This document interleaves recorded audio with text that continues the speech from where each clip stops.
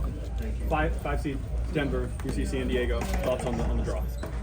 We control what we can control, so we're extremely excited to go to an amazing city. I love Denver, Colorado.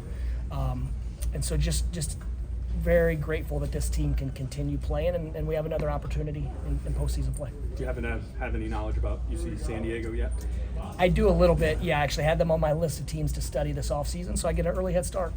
Dusty, fans are upset that where you are related to some other Big Ten teams. You won this tournament and you still got a 5. Do you care about that at all? What's your response to that, I guess? I think we'll go out there with a little bit of extra edge. But this team's motivated intrinsically by the right things. So, like I said, we control what we can control. We're grateful to be a part of it. And matchups and all those things are much more important than what numbers next to your name. I know that celebration and that trophy is pretty important to this team, but it seems like guys have very quickly turned the page. Absolutely, and I'm sure they're exhausted as well. 3 games in 3 days, and to fight as hard as they did, and had some injuries, and we were down some bodies. And so, yeah, but they know that we have a high ceiling, and we don't feel like we've came anywhere close to reaching it. So we're just trying to get better, continue working, and once again, just enjoying that this group can continue on.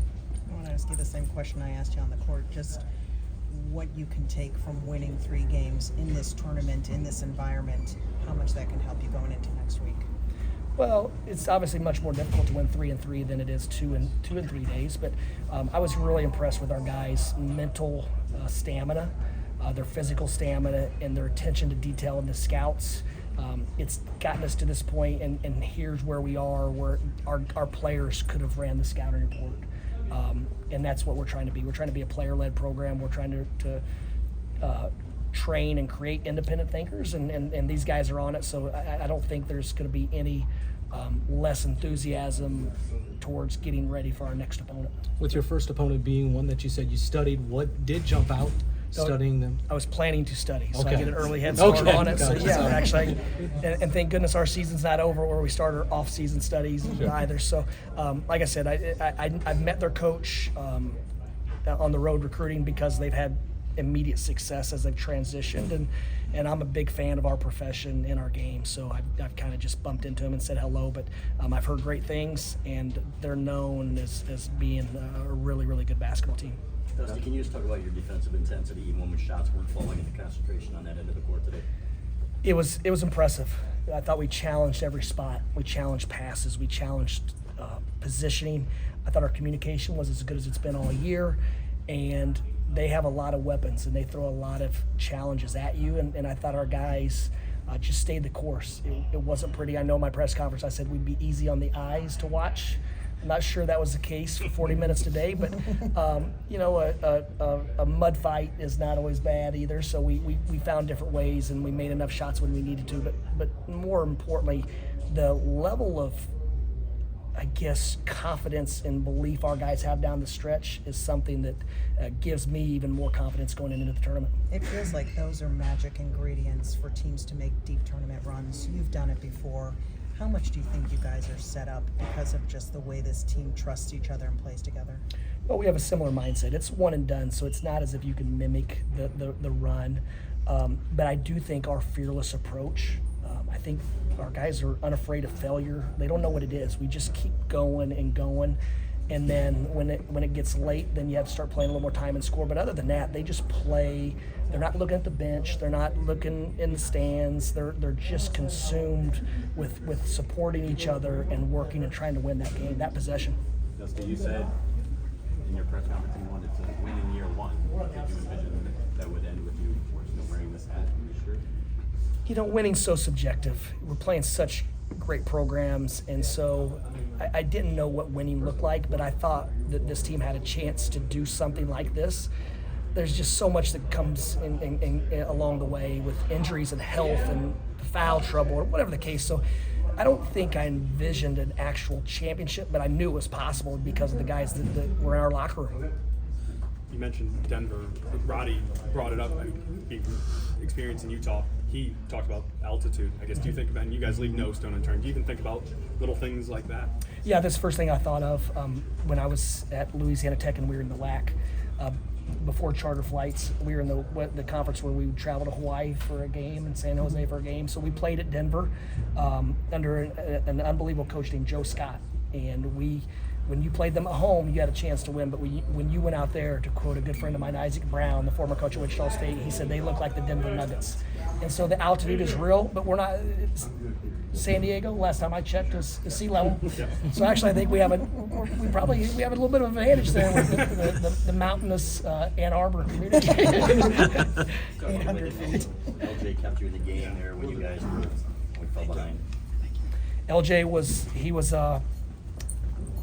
a lighter for us. I mean, we were there, and the fire was kind of dim, and I thought he poured some gas on that thing and got us going. And that's the beautiful thing about him joining us. We knew what was inside of him, and he hit a wall maybe 60% through the season, and a lot of freshmen do, especially when you're not playing as much as you feel like you should. You're used to being a big part of the actual games, and it wasn't happening. And credit to him and his circle around him. Simply stayed the course, kept working, and he's looked reinvigorated for about 5 weeks. He's deserved to play more a lot this year, and we went with older guys. We've chosen different routes because for whatever reason we make decisions, but just credit him for staying the course. And we don't win this game tonight if he doesn't get us going. We might have found another way, but well, he was the one that got us started, and his belief, I saw the look in his teammates' eyes when he started making some plays, and that's what we needed tonight. First 35 minutes of the game seemed to kind of roll by pretty fast, and then towards the end there, 3 back-to-back reviews. Do you feel like that kind of stopped the momentum? Do you think it actually kind of gave your team time to rest? You know, the momentum thing I think is real, so you just take the positive. It gave us a chance to rest, set our defense, talk about assignments, get organized offensively for the next possession. And so if it did anything negative, then I'm not going to focus on that. So we're grateful that they went, and more grateful that 2 of the 3 went our way. What can you say about Trey's play all weekend, just his leadership in those late game moments, stepping up? I thought today was as impressive of a performance as he's had all year, for the reason that he jammed his thumb, things weren't going well.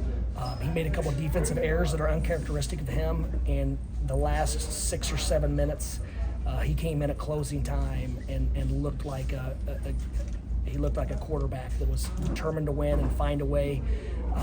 He broke down their defense on several occasions. He came up with big rebounds and loose basketballs, and ultimately that's why we won. Anything else? Is this your favorite time of year? Is that fair to say? I love summer. You guys don't have a lot of classes, and I don't have to do media. Media is less frequent. I love every part of our job. So I don't know if this is our favorite time. I know that winning a championship makes it allows us to bring a group together for 10 years, 20 years, and their families to know each other, and all the things that really matter. Vlad follows you from Florida. Beginning of the season a little slow. Now he's the most outstanding player in winning this tournament. And what can you just say about him and his growth? I mean, he's such a good basketball player. I mean, I can't think of a center in the United States of America at the college level that I would take over Vlad Golden. And he's as good of a player as he is. He's a better teammate and better human being. And so just once again, privileged that he's on our team. How about Will's contribution down the stretch with his big shots? Yeah, you know, Will is one of our best shooters, and he's one of our hardest workers, and he brings a lot of spirit and energy to this team, and he missed 3 or 4 shots that he doesn't miss. Open corner threes, in rhythm, and they just didn't drop. And he never lost confidence, he never lost belief, and I know his teammates were telling him the same thing the staff was, just keep shooting if you're open again. But his fire and passion inspires me, so I have to imagine it does his teammates as well. Thanks, everyone. Thank you guys. Appreciate it.